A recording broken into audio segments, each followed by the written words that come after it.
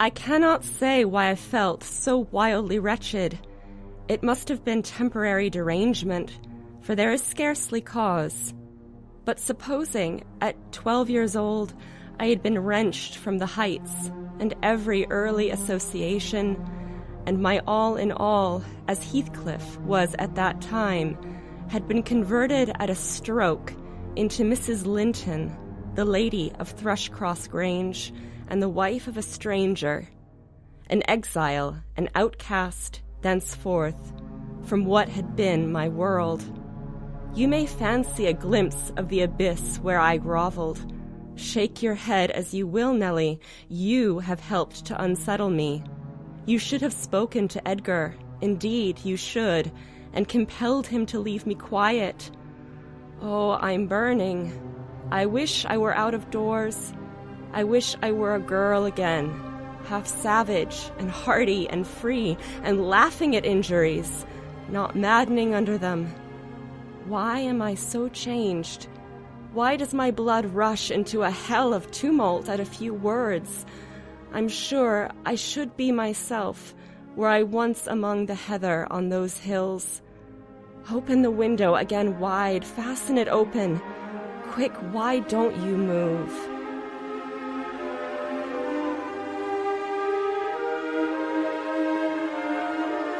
Hey, this is David. And this is Nick. Welcome to another episode of the Books of Some Substance podcast, where today we're talking about Emily Bronte's Wuthering Heights. And joining us as a guest is San Francisco State Literature Professor Summer Starr. Summer, welcome. Thank you. It's fun to be here. So Wuthering Heights kind of has a reputation that precedes it, but I guess a quick level summary, we have the unrequited love story between Heathcliff and Catherine, and then the subsequent revenge that then goes on between generations and the families between the Lintons and the Earnshaws, right? So plenty of stuff to discuss. But first I'd like to note that this is my first time through this. And David, I think this is also your first time through this, right? Indeed. So let's juxtapose that with Summer. You've been reading this for how long? I first read it when I was 16, and that was 20 years ago. So I've also been like Kathy, a waif on the moors for 20 years, trying to make sense of this novel. Perfect. So we've got some different looks at this, different levels of freshness, if you will. And maybe that's a perfect spot to start. So when this came out in the 1840s, amongst all of the collection of the Brontë novels in general, right? But how was this received within just a general literary scene? Because this is such a coarse, very shocking novel in a way. I mean, it always, to me, was this sort of love story that you hear about, but it's so violent, it's so passionate, it has all this stuff that I just didn't expect. So when it officially showed up, I mean, such a long time ago, how was that received? Right. It's certainly not actually Merle Oberon and Laurence Olivier in ballrooms. I mean, in a way, the easy response is to say it was not well received. But I think before that, it's important to acknowledge that it was received at all. It was not an easy thing in the 1840s for previously unknown authors to make it into the significant review sections of significant literary magazines. So the fact that Wuthering Heights and the companion novel of Emily's sister Anne, her novel Agnes Grey, the fact that they made it into the reviews at all was pretty amazing. But what certainly, brought it so very much to people's attention and to critical notice was how extraordinarily violent it was, and how, as critics at the time put it, how coarse it was. There's a coarseness, a vulgarity that comes up much more than the term violence in the reviews at the time. Right. So David, reading this in the present time, what was your first impression? Yeah, I think I was a bit taken aback by that coarseness, expecting to go into something, a little more refined and a little more chaste, maybe.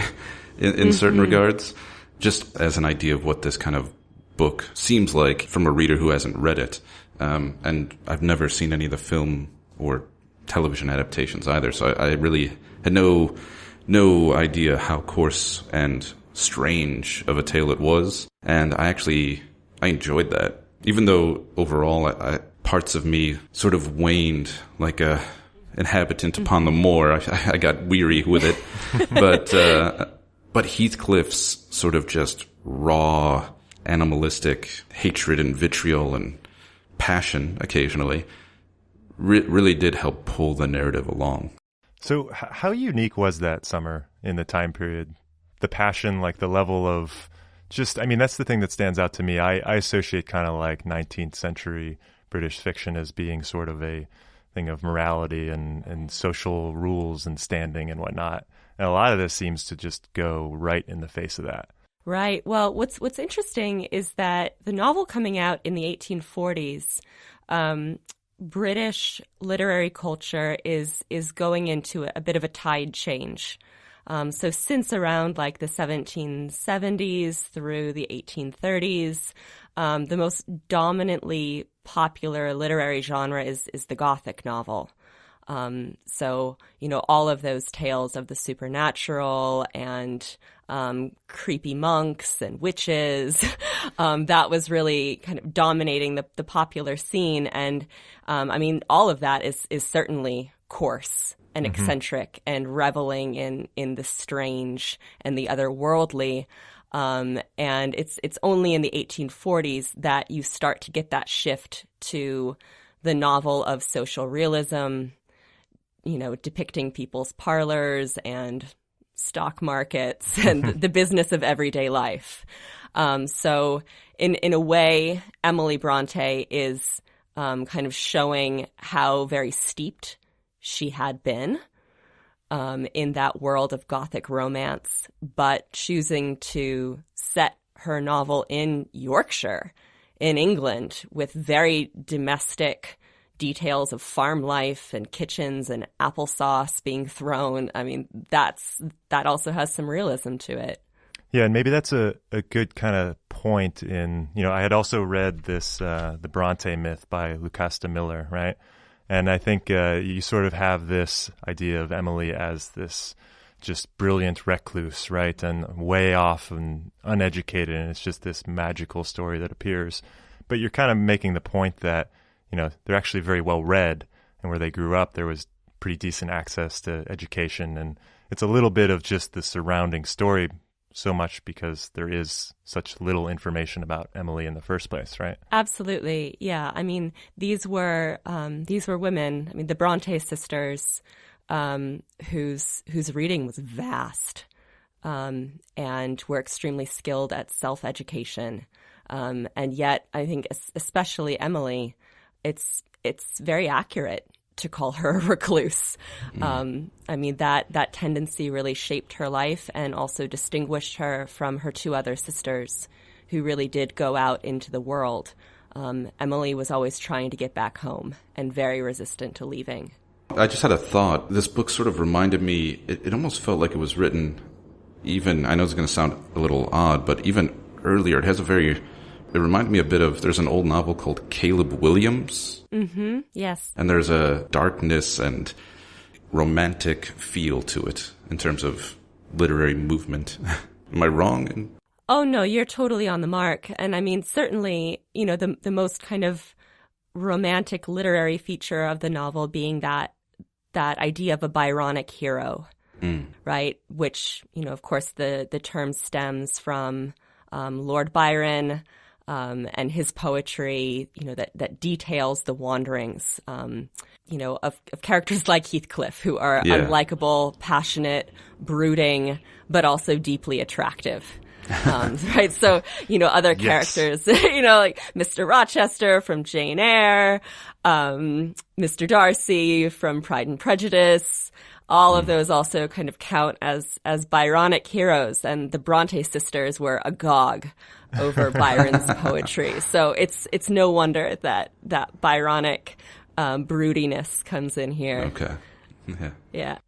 So another thing that's kind of front and center when you're reading this is the narrative structure of it, right? So it's kind of this nested tale that goes in between different narrators, and I think in modern literature we oftentimes have the term unreliable narrator, and that's typically used to introduce this sort of perception and distortion, right?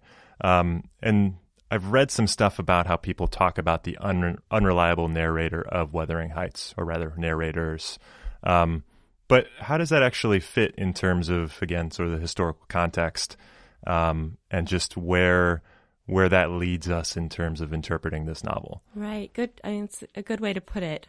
I think, ironically, at the time, this sort of nested narrative structure was actually a way of affirming a sense of authenticity. So this would have been actually the most common type of narrative structure at the time, and really kind of, moving from the rise of the novel in the 18th century up until the 1840s. It's, what's otherwise also known as a frame narrative, where you begin with one person who has, say, found a sheaf of documents. And then, the narrator of that sheaf of documents tells their story. And you might kind of toggle out, to the frame a few times. But it's supposed to lend this feeling that there is a documented reality there that has been stumbled upon, and then is kind of given to you by this mediator frame narrator. So in this case, Lockwood's narrative would be called the frame. What's interesting about Wuthering Heights is that Emily, unlike other frame authors, does not stop at having just one frame. Not only do you have Lockwood on the outside and then Nellie inside Nellie's narrative, you also have characters who will start telling quite lengthy stories.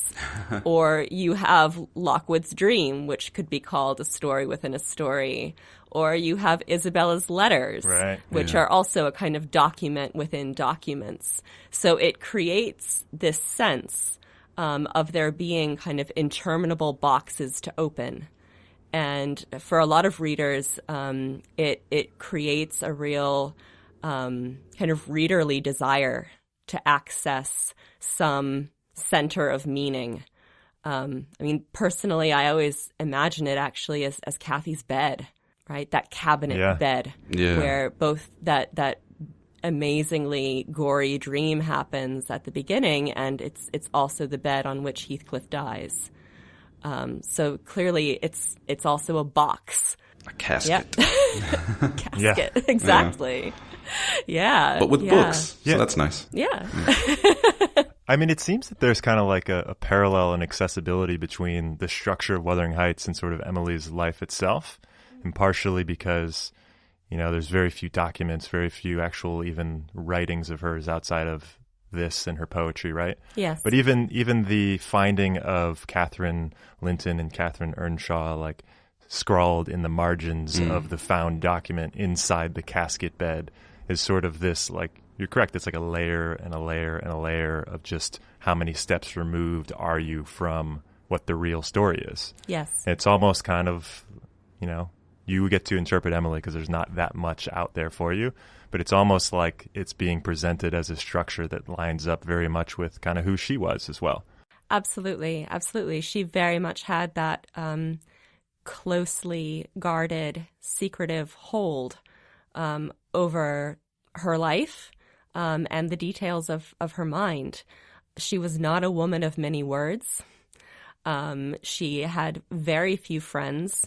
She was, from the accounts that we have, very prickly. She was not socially adept.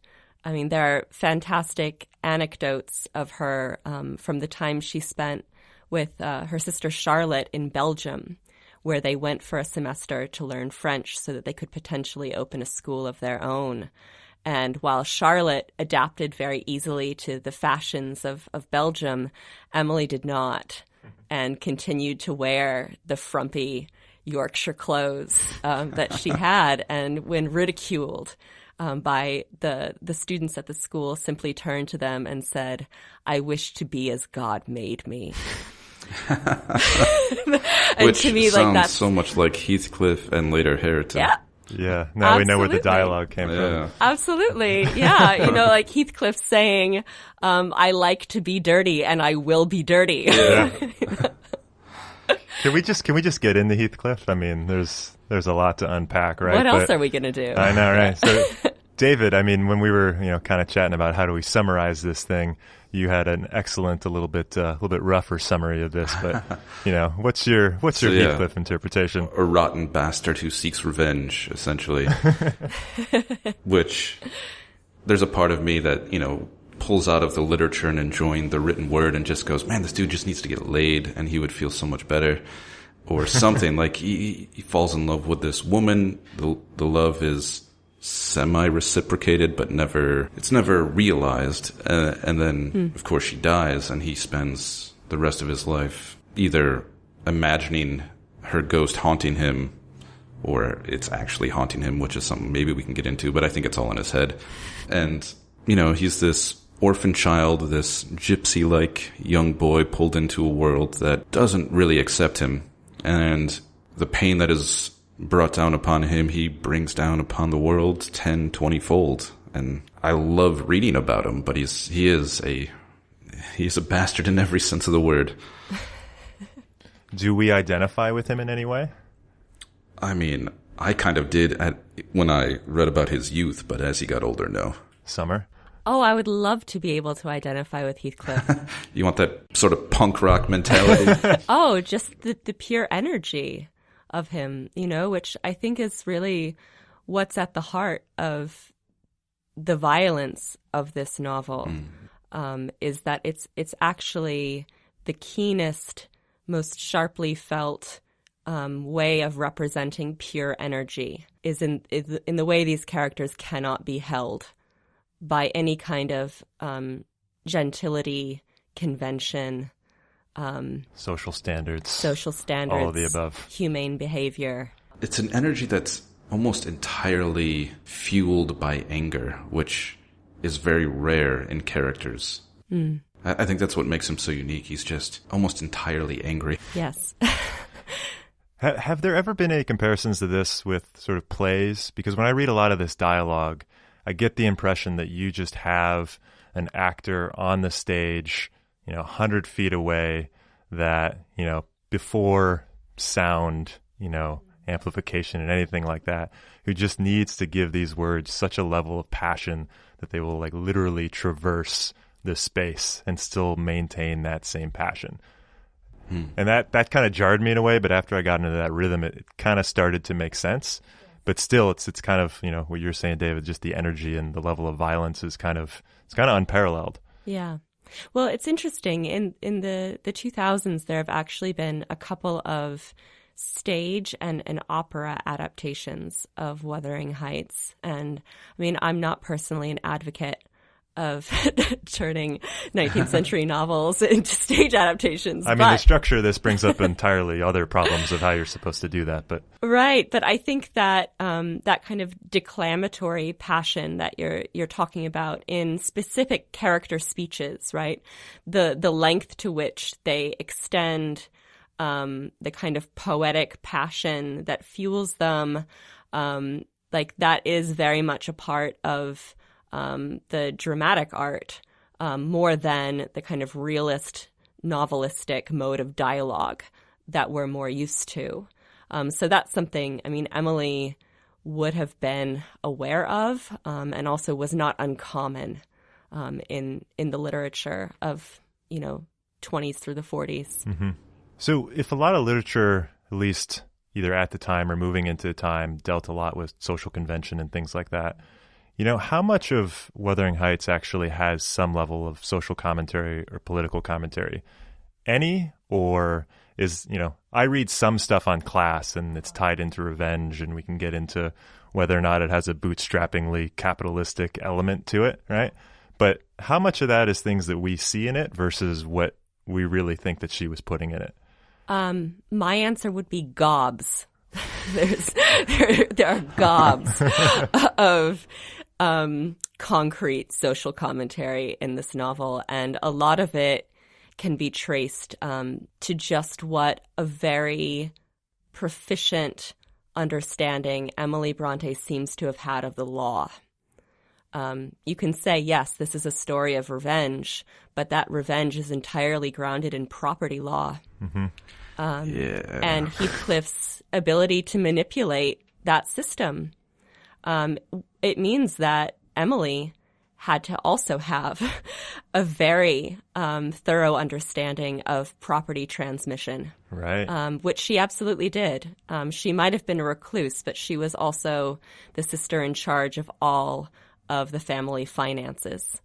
So you see that. I think there's also a lot in this novel about the position of women. It's what you hear in Cathy. When she is delusional, she's dying, and she says, "I wish I were a girl again." Mm-hmm. When she spends those weeks at the Lintons' house and she comes back to Wuthering Heights, her doom is spelled for her. She's no longer a girl. Right. Throughout this book, you see, or at least I felt, just harsh and gobs of critique against what I guess then would be like the gentry class of England. Yes, and I think this is another interesting element of the violence in the novel. It's very easy to look at Heathcliff as being this extraordinary figure of unrestrained violence, but in a way, the Linton family is equally cruel. They just have a veneer of social etiquette across it. Exactly. If you think about that episode of Heathcliff and Cathy trespassing, right? The Mr. Linton immediately sets the dog out to go and catch her, and his inquiry to his servant is, "What prey, Robert? What have you caught?" Thinking that it's going to be robbers. Yeah. So they even discuss killing the boy. Yes, exactly. Yeah. Exactly. So I think between that and between the kind of horrors of gentility and the way you see them act upon Cathy and her life, there's also a real critique here of how stifling and violent social normativity is. Yeah, I think a lot of that drives Heathcliff's long game, right? Which is amazingly well planned out for the level of passion and violence with which he's doing it. Mm-hmm. It just, to me, it like echoed, we did a couple months ago, Song of Solomon by Toni Morrison, and the character of Macon Dead II, who basically, his line in the book is, if you own property, then you can own people, or something like that. Mm-hmm. And he's basically driven by being pushed to the bottom of society, and he figures out that he's going to do it through the mechanisms given to him at all cost. And it also kind of reminds me of Faulkner's Absalom, right? Which is kind of the same thing. It's like the early genesis of a lot of the American capitalistic attitudes.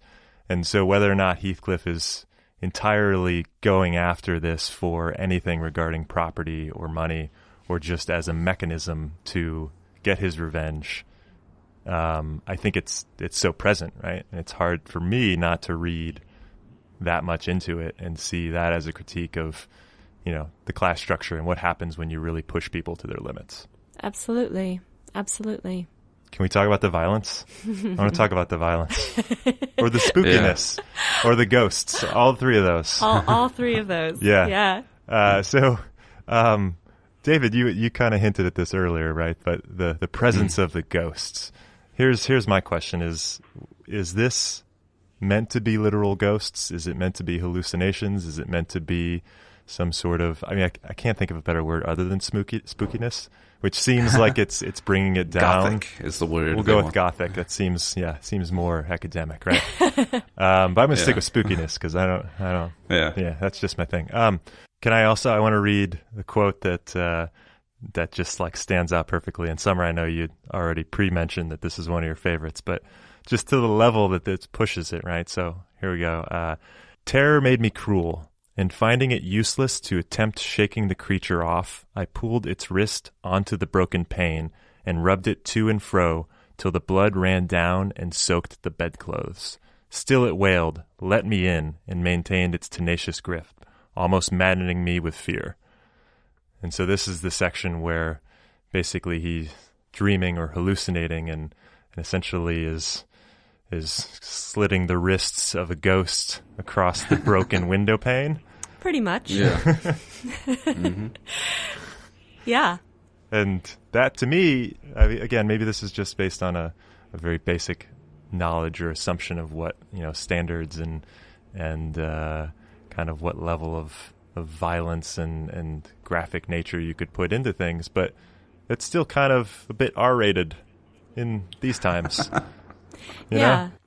No, absolutely. And I mean, I think one of the things that's really significant about this first appearance of the ghost of Cathy is how Brontë frames it, right? I mean, like you said, we don't entirely know in what state Lockwood is experiencing this.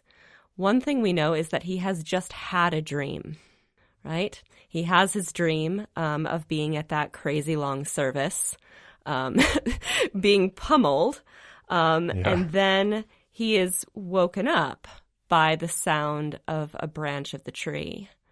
And we hear that he then turns and dozes and dreams again. We don't actually know if he's asleep, right? And there are so many other little kind of signs throughout this experience that there's really no way that Lockwood's own mind could produce this. Mm-hmm. Mm. He does not know at this point in the novel that Cathy has been dead for 20 years. As he himself says, she calls herself Cathy Linton, but he had really mostly read Earnshaw. So where is the Linton coming from? Right? So there are ways in which Brontë is kind of asking you or tempting you to believe that this ghost is indeed real. And she kind of catapults you into another level of the reality of a ghost in the physical nature of Cathy's ghost. This is not a kind of airy fairy waif who can glide through trees. She bleeds and she can grip. Yeah. This is an unusual kind of ghost. I mean, to me, when I read this passage that Nick just read with students and I'll ask them, what makes this so chilling to you? And they'll say, oh, it's, the blood soaking the bedclothes and, just the terror made me cruel. And to me, it is ever and ever again the word rub. Because rub indicates to you viscerally a certain level of pressure. Yeah. Right? I can think about the pressure of rubbing my neck. I can think about the pressure of rubbing a dog's back. But to apply that same blunt pressure to broken glass is itself a very kind of cruel feat of the imagination for Brontë to ask you to make.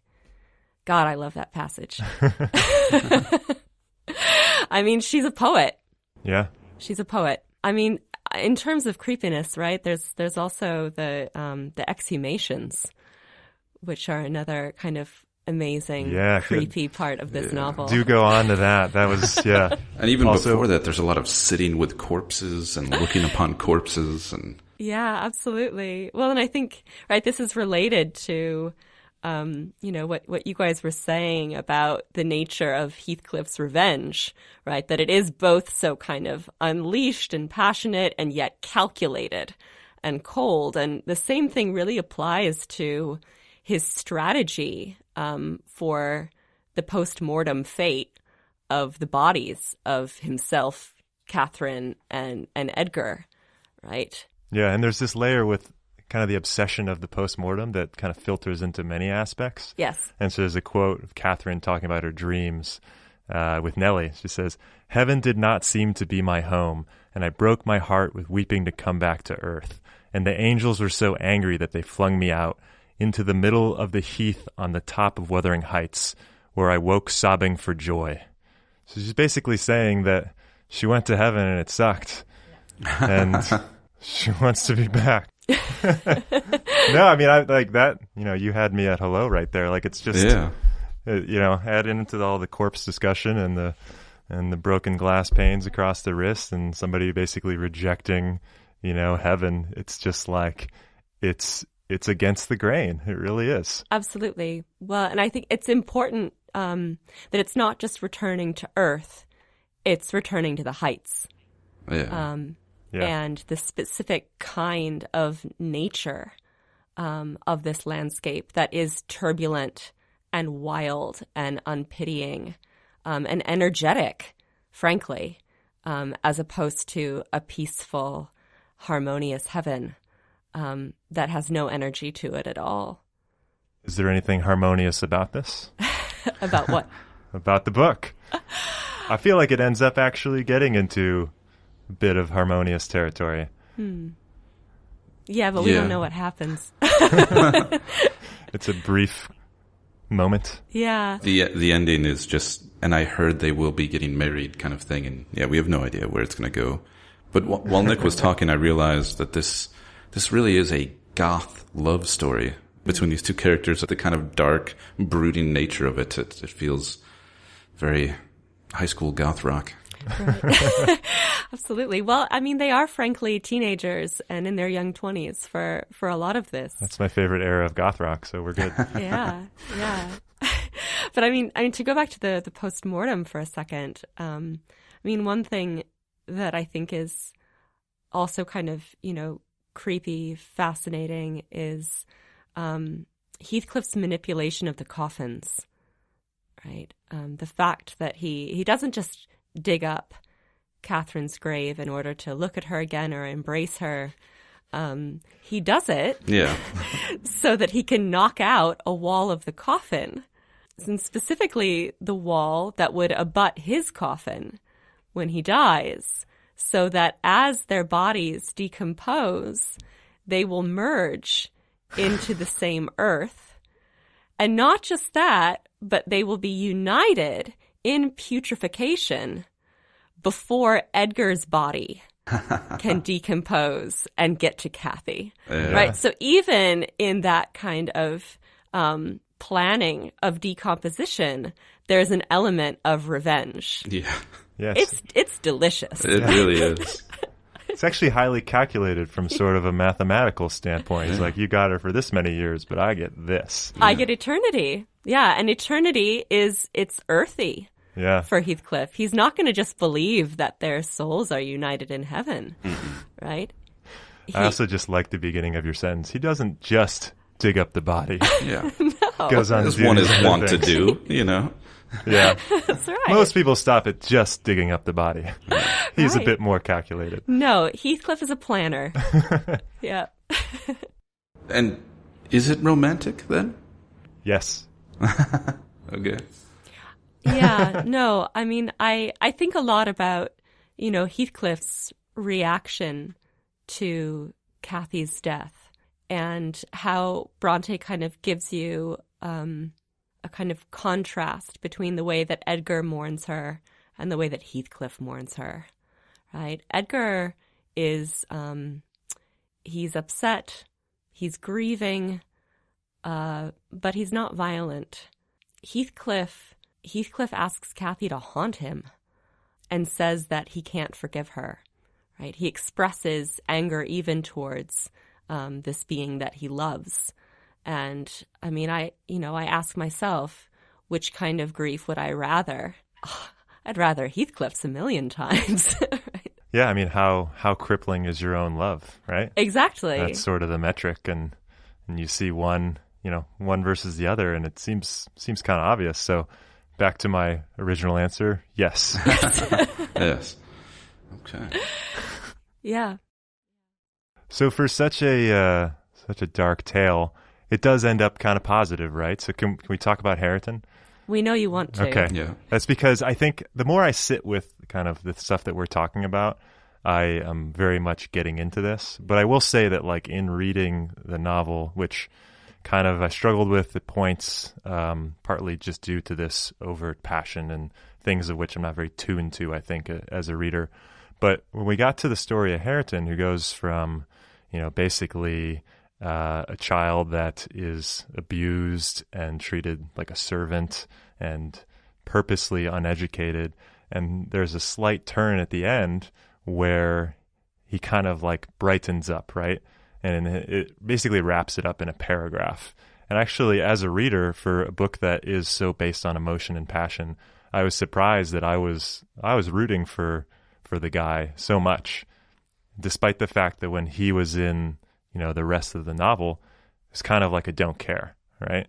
And so I was kind of impressed at that this being that was kind of a minor character sort of elicited kind of a harmonious sort of emotion from me, and also kind of gave this a little bit of a moral tale, right? Which to me makes it seem like maybe it does fit in with the time period and sort of other works of literature. And so, I don't know, do you guys connect with Hareton at all, or is it just me? Yeah, I mean, I certainly rooted for him over Linton, who I found insufferable, honestly. Mostly to read about and just hearing him interact with young Kathy. Yeah. Yeah.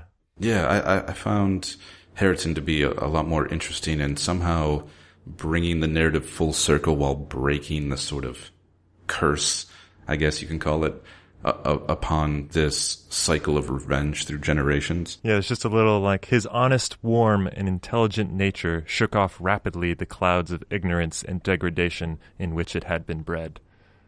It's super triumphant, right? Absolutely. I think Hareton is very much a figure of redemption.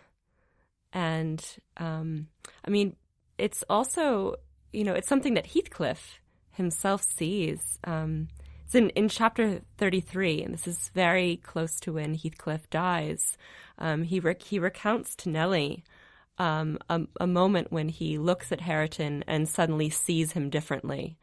And I think in the novel, it also kind of marks the moment where we as readers are asked to shift from seeing him as Nick said, a minor character, to someone who we feel an emotional pull towards. So this is what he says to her. 5 minutes ago, Hareton seemed a personification of my youth, not a human being. This is Heathcliff. I felt to him in such a variety of ways that it would have been impossible to have accosted him rationally. In the first place, his startling likeness to Catherine connected him fearfully with her. That, however, which you may suppose the most potent to arrest my imagination, is actually the least, for what is not connected with her to me, and what does not recall her? I cannot look down to this floor, but her features are shaped on the flags, in every cloud, in every tree, filling the air at night, and caught in glimpses in every object by day. I am surrounded with her image, the most ordinary faces of men and women, my own features, mock me with a resemblance. The entire world is a dreadful collection of memoranda that she did exist and that I have lost her. Right, so for me, in a way, Hareton is a kind of poetic rebirth of both Heathcliff and Cathy. The way that he fuses together that kind of degraded but character of gold Heathcliff with the Earnshaw likeness of Catherine that Heathcliff sees in her. Right, so it's no wonder that we as readers also kind of see him as this this character to desire. The ultimate unification. Yeah. You got it. Yeah. I think there's also kind of like some, maybe just more of a literal thing, but, kind of some class commentary, right? Of just got to give everyone a chance, like the structure of the gentry and the restrictions and, just the lack of education and, everybody has this stuff in them, right? It just has to be, applied. Right. Well, and I think that's why too, at least bibliophiles love the way that Cathy number 2 and Hareton fall in love, because it happens over reading and Cathy teaching Hareton how to read. and that first gesture of her giving him a book. To me, it's hard to just look past that as any old means of courtship. Even though the beginning of that courtship had a lot of taunting involved. What good romance doesn't? Yes, young love. Does Hareton and his relationship with Heathcliff somehow redeem Heathcliff a little? If, in fact, you thought he needed redemption? Because I kind of felt that he did. As much as I like reading his character, he is somewhat of a despicable person. And yet I found their relationship near the end to somehow help bring a little light and almost help Heathcliff finally die so that he can decompose with his love. Yeah, I mean, I think that there's something unavoidably respectful in Heathcliff's attitude towards Hareton, because he sees in him that he has a solid nature, and he recognizes in Hareton the degradation and the suffering and the frustration that he himself experienced. So I think the identification is inevitable. And Hareton he's a bit of a sort of what-if scenario, going back to Nick looking at the sort of nurture aspect of what created Heathcliff. Hareton received that degradation, and yet he doesn't seem to have that streak in him, that cruel streak. I mean, it's there a little bit, but there's this suggestion that maybe Cathy saved him from becoming Heathcliff. I think absolutely, right? Because, I mean, Hareton, and you have to remember that the degradation of Heathcliff, it's not only what, Hindley wreaks upon him, turning him into a farm laborer, treating him like a drudge, but more significantly, that conversation that he overhears between Cathy and Nellie, when Cathy says it would degrade me to marry Heathcliff as he is. And it's at that moment that he leaves and does not hear the rest of the conversation, the great I am Heathcliff, that's right? Such a good speech of Cathy's, right? So, I mean, like that's the core of the anger for him. And at no point does Hareton experience that same rejection from the being who he loves most in the world. So I think that's significant. Yeah. Yeah, I guess I don't remember coming across it. Do we see specifically Hareton's response to Cathy's marriage to Linton? Like, is he aware of the I assume he's aware that it's like this forced arrangement. I think he's just kind of in the background, right? Yeah, I mean, he's a baby at that point, or a toddler at least. Really? Yeah. Oh. Yeah. He's still very, very tiny. Wait, is that true? No. No, sorry, young Cathy. That that Linton. First name. Okay. Yeah. Good. Okay, Sorry. yeah. This is always the thing. Cathy too. Cathy 2, young Linton. Cathy too. Heathcliff, and Linton. Yeah. Okay, yeah, the milksop. Yes, Linton. milksop. Yes. Well, yeah, both no, of I mean, them were from kind my of milksop, but yeah. Right. So Cathy, yeah. Hareton's response to the marriage between Cathy number 2 and her cousin Linton.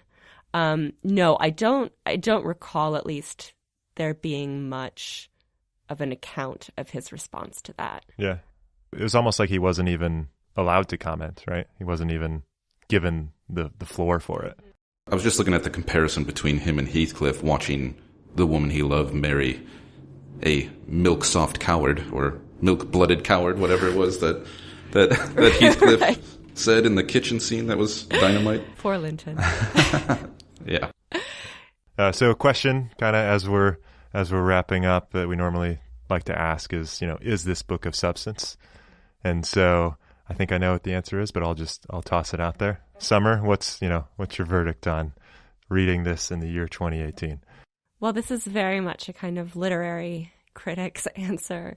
I would say no. I would say that in an important way, Wuthering Heights is the most unsubstantial novel I have ever come across. Interesting. Because it is the novel that is the most fleeting, the most receding from interpretation. It is the novel you cannot ever quite get your grasp all the way around with any interpretation. It's always getting away from you. So no, this is not a book of any substance. So you interpretively answer that. Plot twist. Yeah. So going from Summer's quite literal interpretation, or a little more literal rather, I, for that very reason is why I ended up liking it, even though I at times didn't enjoy reading it, because there's a lot of room for play as a reader, and the questions that are left unanswered in terms of how you read a character and how you read motivation and desire, and that's what makes it so fun for me as a reader. Which, Am I allowed to respond to someone else's response? There are no rules here.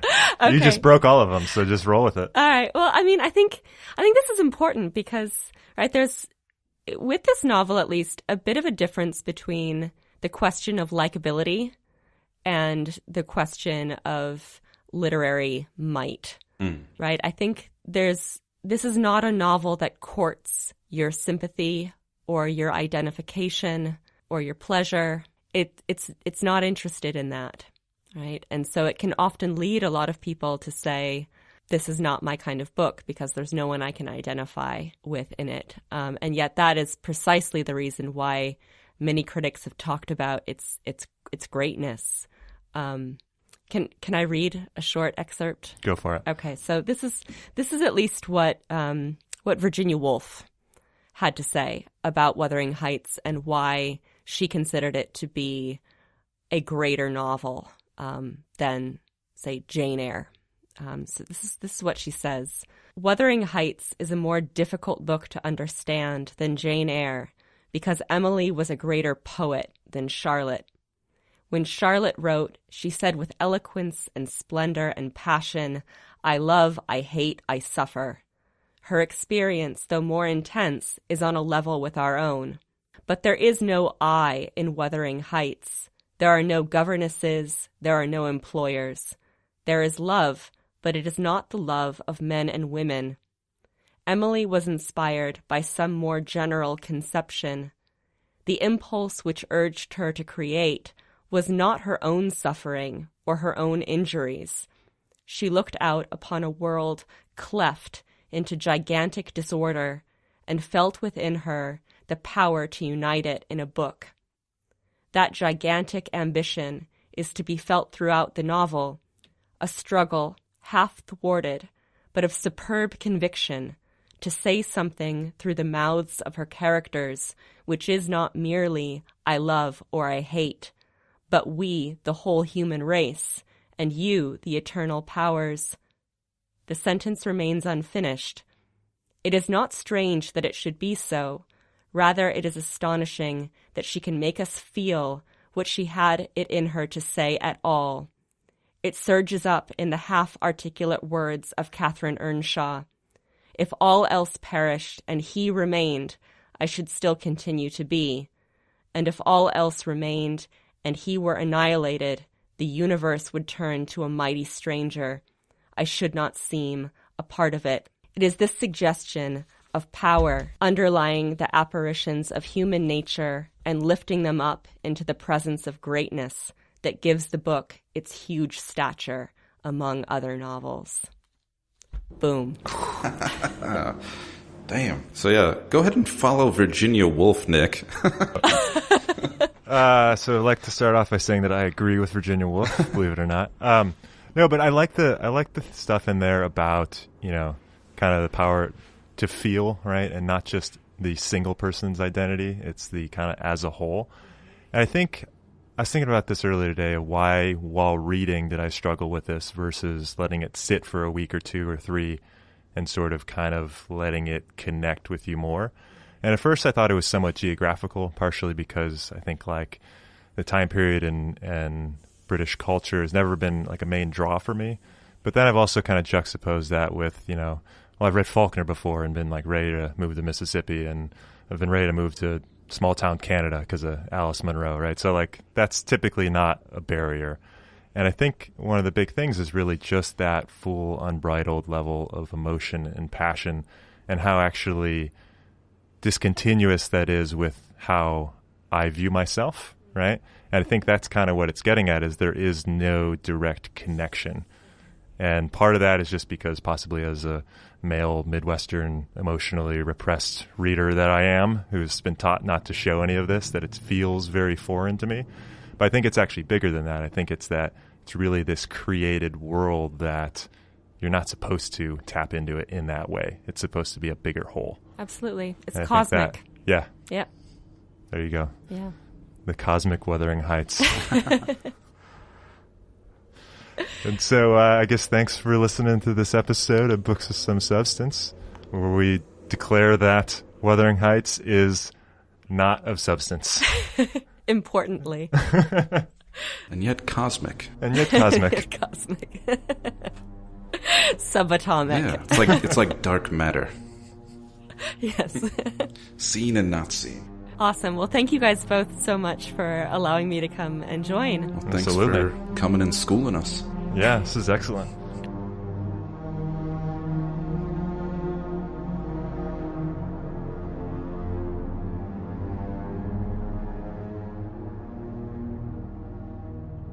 No Coward Soul is Mine by Emily Brontë. No coward soul is mine, no trembler in the world's storm-troubled sphere. I see heaven's glories shine, and faith shines equal, arming me from fear.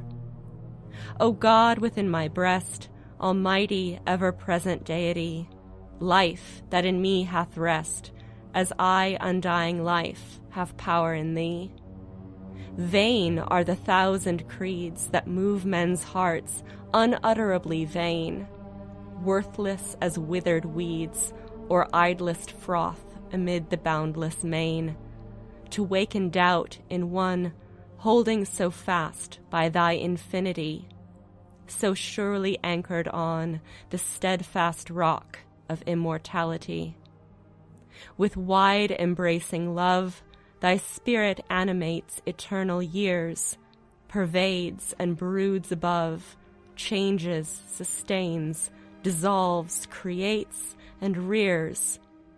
Though earth and moon were gone, and suns and universes ceased to be, and thou wert left alone, every existence would exist in thee. There is not room for death, nor atom that his might could render void, since thou art being and breath, and what thou art may never be destroyed.